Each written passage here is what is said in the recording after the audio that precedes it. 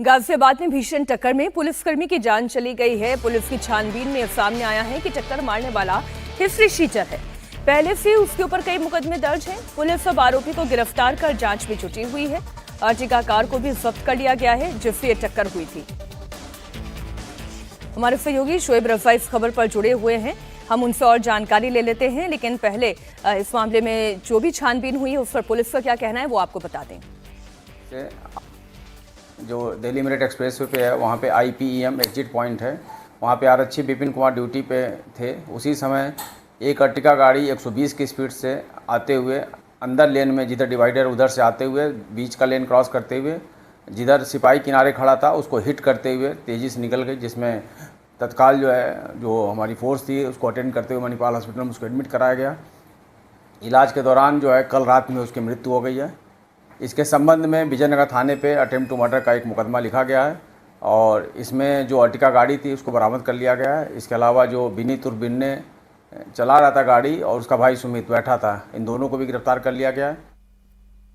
शोएब रजा मेरे सहयोगी इस वक्त जुड़े हुए हैं। शोएब, एक तो पुलिस की कार्रवाई में अभी तक क्या बातें सामने आई हैं वो डिटेल तो आप दीजिएगा ही, लेकिन मैं ये जो तस्वीर देख रही हूँ, इस तस्वीर को देखने के बाद एक सवाल मन में उठता है कि ट्रैफिक पुलिस कर्मियों की सुरक्षा पर यह बड़ा गंभीर प्रश्न है कि ट्रैफिक पुलिस कर्मी कहाँ खड़े हों, कैसे खड़े हों, किस तरीके से वो ट्रैफिक को मैनेज करें, क्योंकि यहाँ तो रोड पर सीधा सीधा एक्सीडेंट हो गया।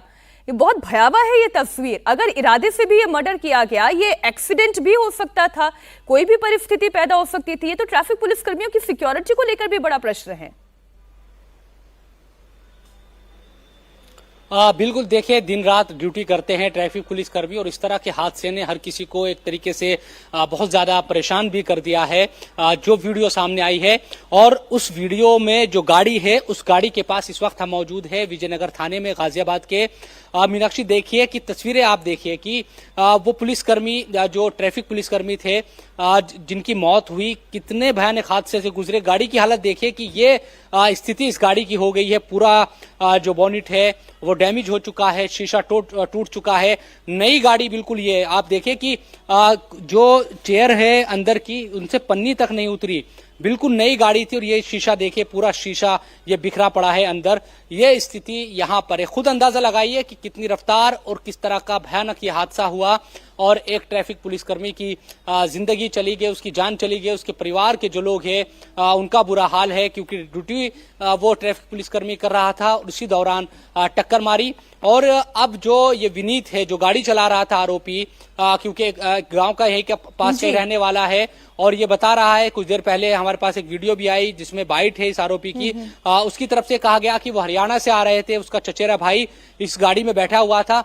हालांकि पुलिस की तहकीक में ये भी पता चला है कि ये हिस्ट्री शीटर है, तो पुलिस दूसरे एंगल से भी अब जांच कर रही है। मैं तो शोएब ये समझना चाह रही हूँ कि क्यों ऐसी नौबत आती है कि ट्रैफिक पुलिस कर्मियों को बीच सड़क पर आकर गाड़ी को रोकने की नौबत आती है, क्योंकि इसमें जो दिखाई दे रहा है कि वो उस गाड़ी को रोकने की कोशिश कर रहे हैं, वो काफी हद तक सड़क के बीच तक आ रहे हैं और इसमें उनकी जान गई है।